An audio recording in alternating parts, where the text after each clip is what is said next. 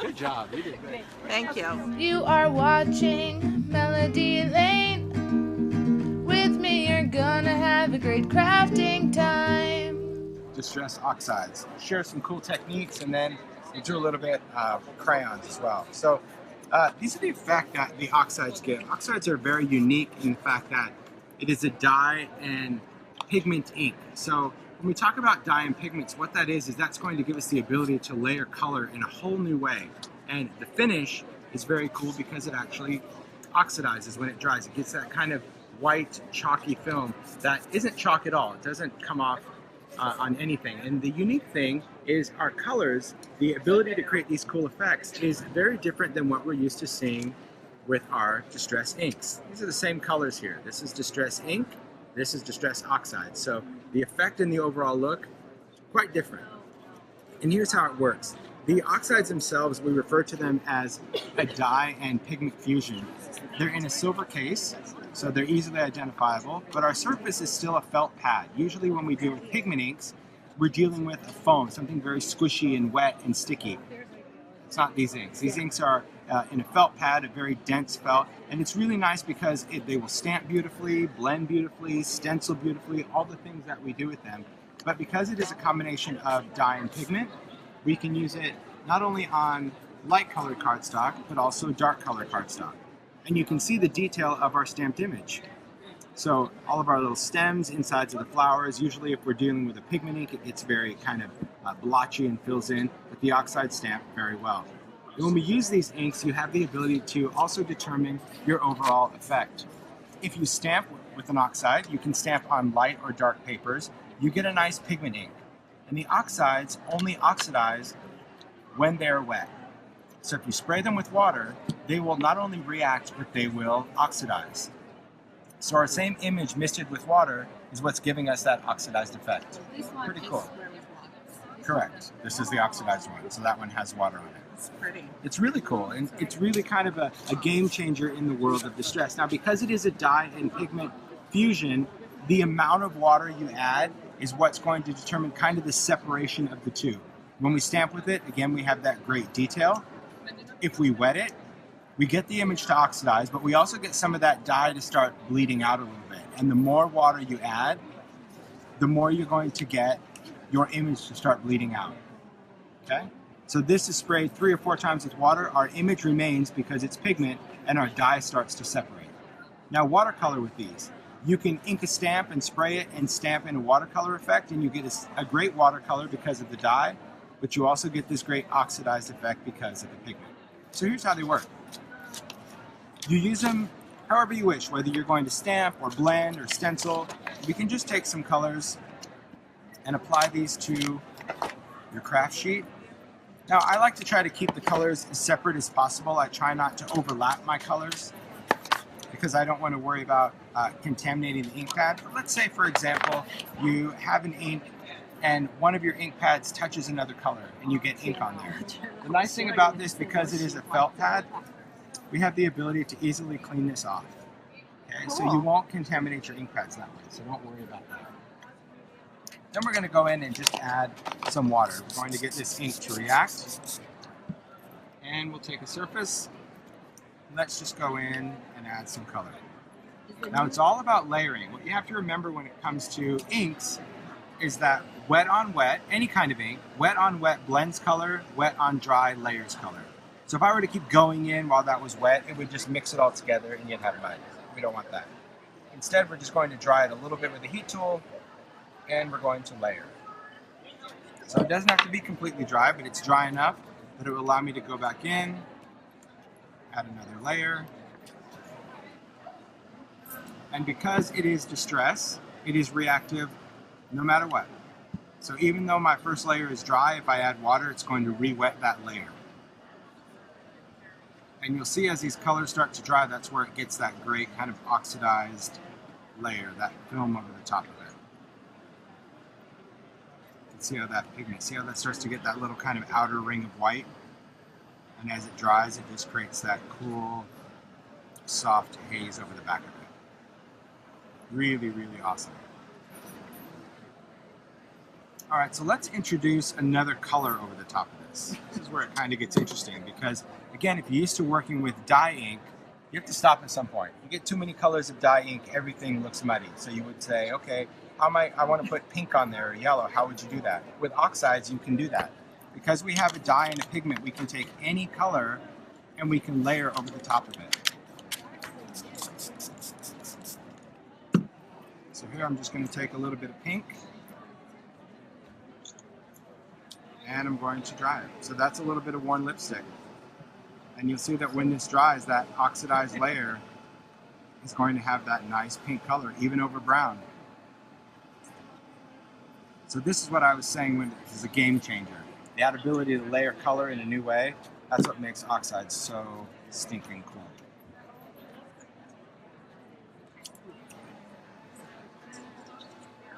There's one thing you would have never done on a background, especially when you had all that brown and green, is throw some pink on there. That would never turn out well. It just sits on top. Sits on top.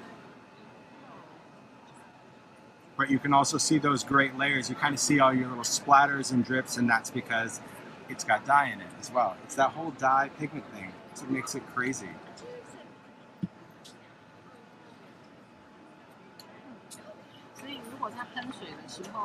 And then I'm going to do a little blending. Alright. So there's our background. And our background was really interesting. It's very soft. It has a great suede feel. Wow. Oh, yeah. Isn't that weird? It has a very smooth, almost kind of suede feel, but there's no texture to it. And what's interesting, because the look of it, it almost looks chalky, but there's no chalk residue. Like, it's not going to wipe off on your finger. No, because it's part of the surface. So it's not a chalk ink. There you go. Yeah. So as far as blending, we can blend with that also. So let's blend. Let's blend with a little bit of vintage photo. Okay. If I want to blend with this, my color will also layer over the top, right? So I can take vintage photo and that's going to go right over the top of that. And I can still take some water and just kind of drip through that. Wait just a second because I want that inks to react. And then we're just going to take that on. There's our background. Wow. Isn't that cool? It's beautiful. Yeah. And now we'll stamp on it. It's really cool because it's a much softer. Yes, because it doesn't have any glycerin in it. Usually with pigment ink, it's that glycerin kind of wet, sticky ink. And oxides aren't like that. But you can emboss with these. The same way we emboss with our distress ink, we can also emboss with distress oxide. And we can also use these together. So, for example, if you wanted to get, let's say you wanted a little bit more intense color in your background. Just because we have a new toy in the box doesn't mean we have to forget these guys, okay? These are really important. So we can take our inks and we'll take some distress and we're gonna add the distress ink to our craft sheet and then we're gonna throw in some oxide. And you can work with whatever colors. Easy. It's so You're saying easy. you make it look so easy. It is easy. You just put it on your table and play. Don't overthink the ink. That's it. That's my advice. Don't overthink the ink. Just put that on there. Because I think once you learn the ability to layer color, you lose the fear factor. I think what people do is on this step right now, they want this to be perfect, right? So they go back in because they're like, oh, I missed a spot or I did this. You're done. You need to dry that. Once you go in, you don't go back, right? You can always layer. But if you get so caught up in making every step finished, things have to go through a lot of ugly before they're perfect. I'm telling you that. It's all right. It does. You remember that. So when you're creating, you're like, this is the ugly step. It will get better. It will get better. You do. You need to trust that. Those are the teen years. That's it, right? Yeah, you have to kind of do that. And then we start building. We start layering. And you'll see that because we have oxides, right? You would think that if you have green and orange, that normally in every other world will make brown. But because it's oxide, it's orange. I'm telling you, it's a whole new way. And when do these come out? These will be shipping in February. Yeah, which is good. Not soon enough, I know, but listen. Are they going to the big box stores? They are not, no. They are not. They are not. Awesome. Oh, good. But again, I don't control that, so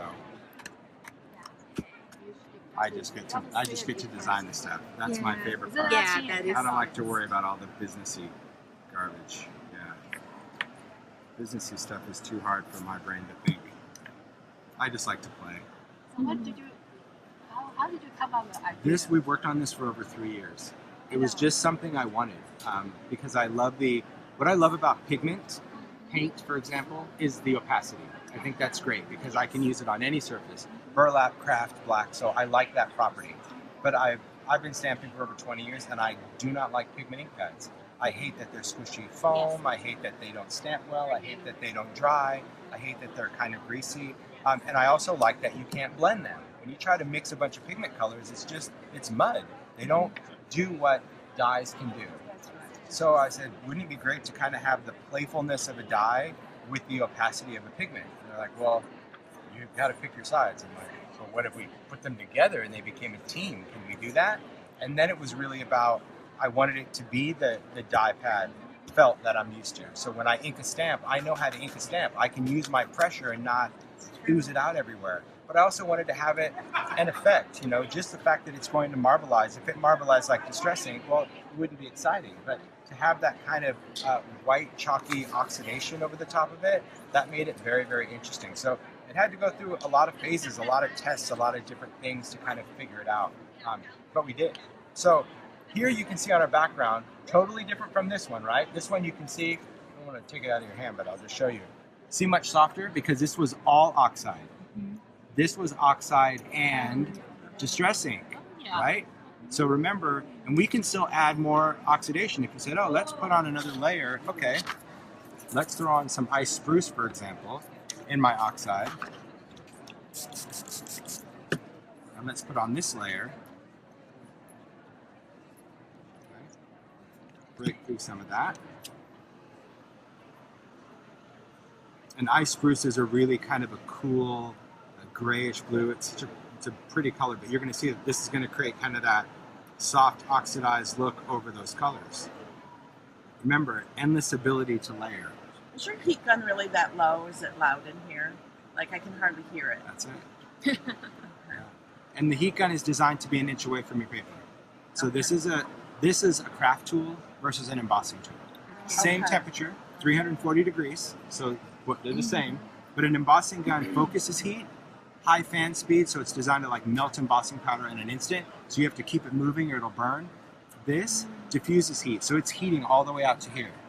So I can just hold it on my paper and it's not going to burn my paper, it's not going to scorch it, it's not going to do any of that. Could you emboss with this? You could emboss with this, but dang it, it takes forever because instead of focusing on that little image, I say embossing tool is for anyone?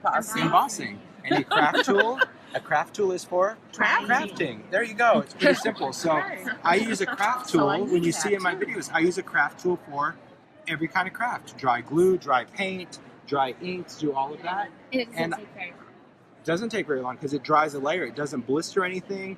And also like my drips, it doesn't blow that around. You turn on your embossing gun, your water drip, all of a sudden everything looks like spin art. So there's always a need for both. I'm also working on mixed media heavy stock. So we launched this paper last year. This is totally different than a manila tag.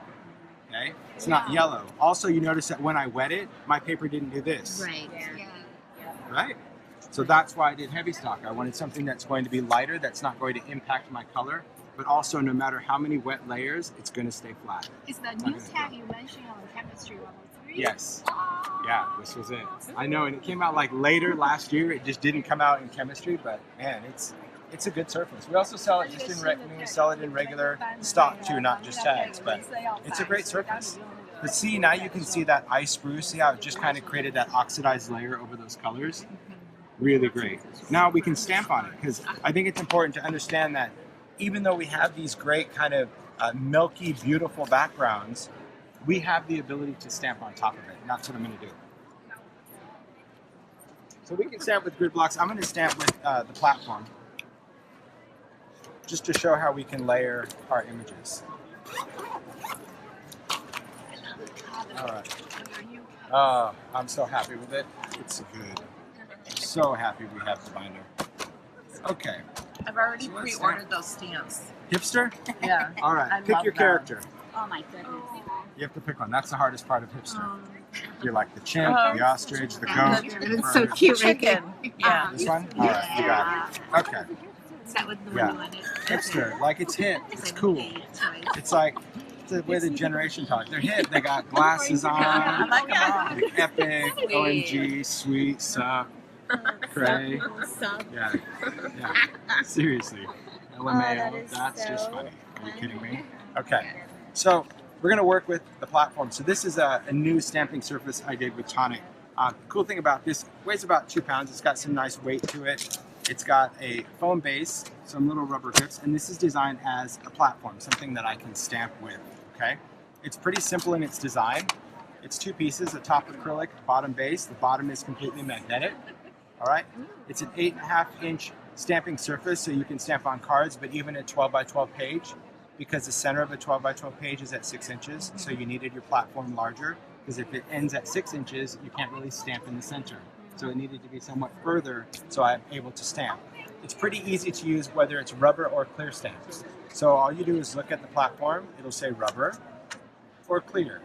So I'm working with rubber stamps. So if I'm working with rubber stamps, I just stand it straight up, lock it into the channel, close it, and it's in there. Okay, the only way to remove it is to stand it straight up.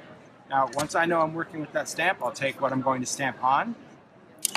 I'll open this up, I'll place it down, I'll use the magnets, secure that. Now I need a magnet over there. You can get replacement magnets for this, additional magnets, totally up to you.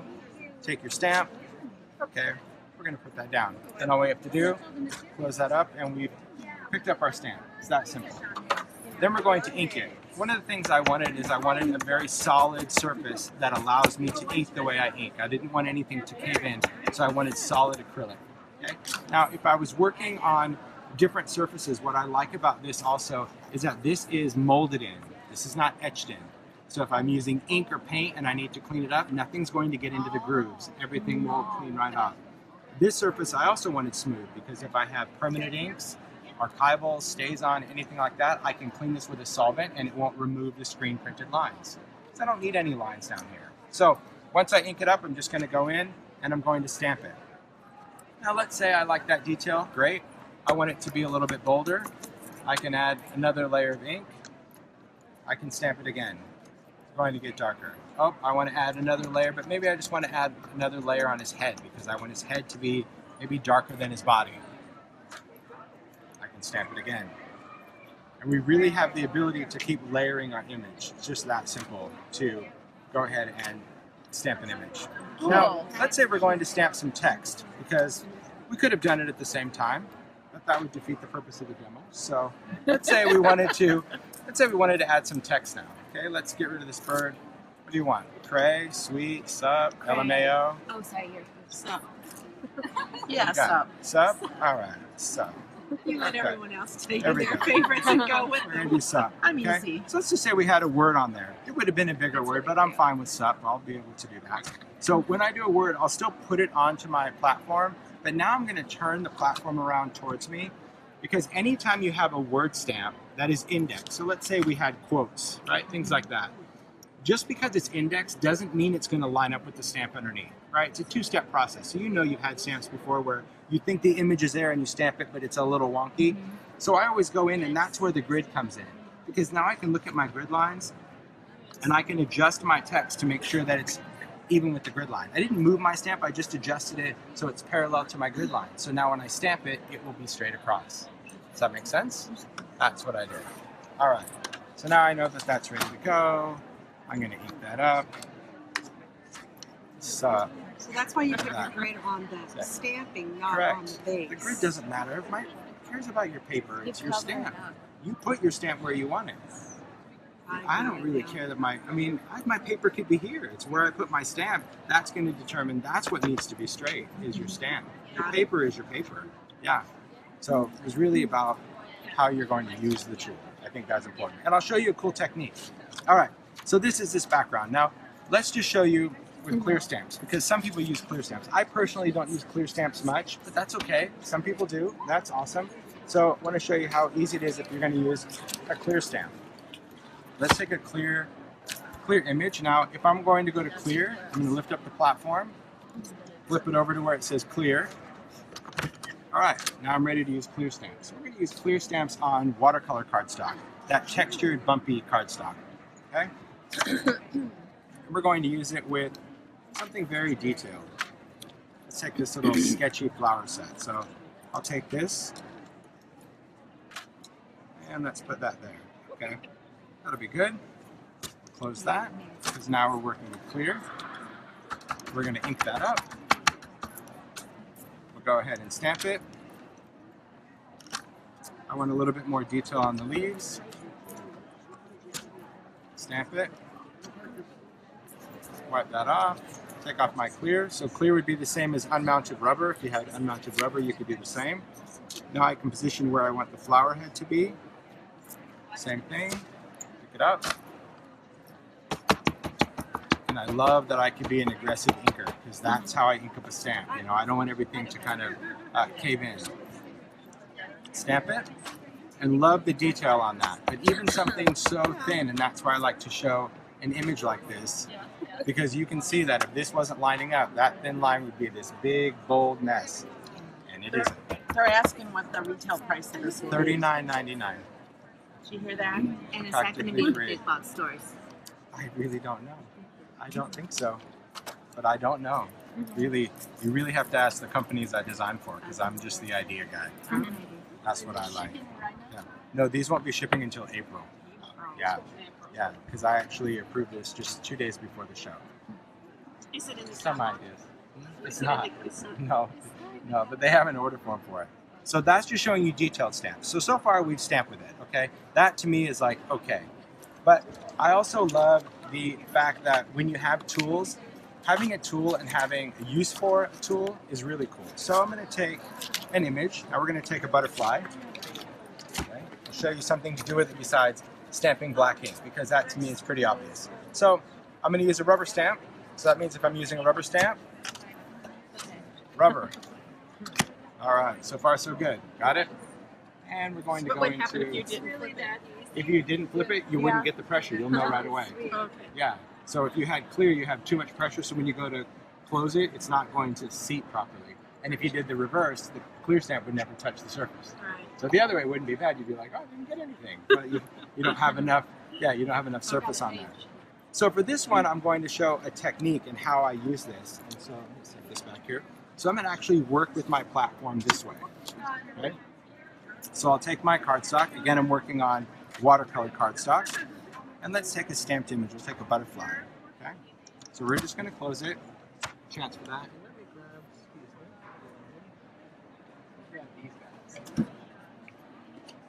Let's work with some markers. Okay. I'll choose a few colors. That'll be good. That's good. We'll use a little bit of that. Just Maybe told that. me this is my Maybe none of most them. liked video. Oh, They're all Alright. sharing it and loving it and liking cool. it. That's awesome. Thanks. All right, then maybe I want a little red too. Let's throw in some of that. Okay. Okay. So we just have some markers. This could be any water-based marker that you want to use. So I'm going to start just by going in and coloring the stamp. Now you may have seen a technique like this where we color our stamp, we breathe on it, stamp it, right, or spray it with water. The challenge with that is usually we color an image, and if you're like me, you get to the point where you kind of forgot where you colored, and by the time you're done, everything you spray with water and you hope and you're like, ooh, it's much muddier than I wanted. This allows me to watercolor one layer at a time. So there's a little pink layer.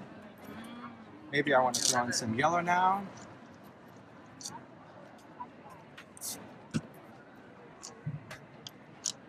Stamp a layer of yellow. Maybe I want to go in, add a little color to the body, maybe the antenna. Maybe we want to put in a little bit of peacock feathers. So I can see where I want to add some color.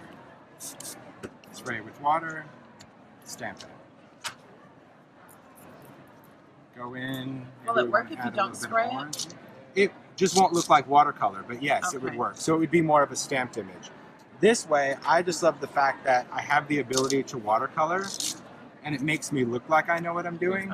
So anybody can do it. So anyone can do this. And when you're creating this, you can actually create multiples of what you're doing because you have the ability to layer your colors. So instead of everything kind of turning into mud, so let's say we wanted to add even some brighter yellow, maybe we'll take a little bit of wild honey, and we want to add some brightness to that area, I know exactly where I want to put that color, right? So that's the big difference. You're really controlling how you watercolor. Or maybe we want to add a little bit of blue along some of the edges. So I don't have to commit to all the colors at one time where when we spray it with water, my blue mixes with my yellow, with my pink, with all of that. You just go in, mist it, add my color. It's really cool. And then when you're done, you just take it off and dry it. Or you can let it air dry. But you really have this cool ability to watercolor. It's beautiful. Yeah, pretty simple. Love it. Yeah, and I just love the fact. Sure. So with the platform, all you do is you stand it straight up and it comes right out of the channel. That's the only way. So when it's down, it's acrylic. So when it's closed, it's totally locked in. So the only way is just stand it straight up and that lifts off. And you read rubber or clear. So that's, you're using rubber stamp or I'm using a clear stamp. And this is, it's a solid piece of acrylic. And the platform, solid base. I'll pass it around so you can feel the weight of it because I do think that when you feel the weight of the surface, I love that I can clean it up. No etch, no grid, no nothing. If you wanted to, yeah. $39.99, yeah. And I wanted something also that had kind of that raised edge because I have pork chop fingers. So if it's flush, like I do. Like I'm just, so I can just kind of go in and lift that up. But yeah, you're welcome to feel the weight of it. It's, Oh, sorry. yeah, it weighs about 2 pounds because I wanted a platform. I wanted a surface, something that as a stamper, Oh, it's not flimsy. it's not flimsy. No. No, it's acrylic. It's acrylic. Yeah. It's pretty cool. Yeah. You've got the I mean, foam it's on the nice. bottom. Part that you took out by yourself, we bought without putting Oh, it in. right. I suppose. I suppose you could. Super easy. But it's just. I But switched you have to a a paper person. stamp. And even if you want multiple stamping, it's still just the way that, like, even if I was going to stamp one time, I can position it and just stamp it. And whether you're a regular stamper or a CPR stamper, there are some people that just, they need to do that. That's still going to make sure that everything is staying put. Because, yeah.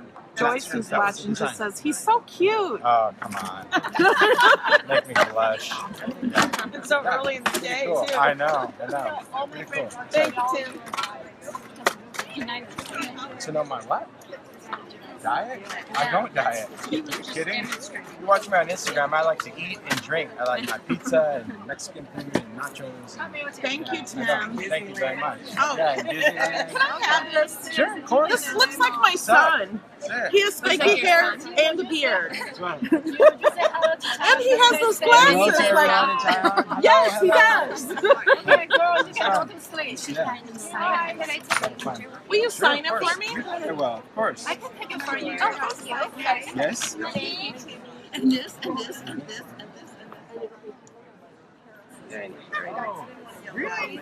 I wish you happy birthday on Facebook, so I just hope she saw it.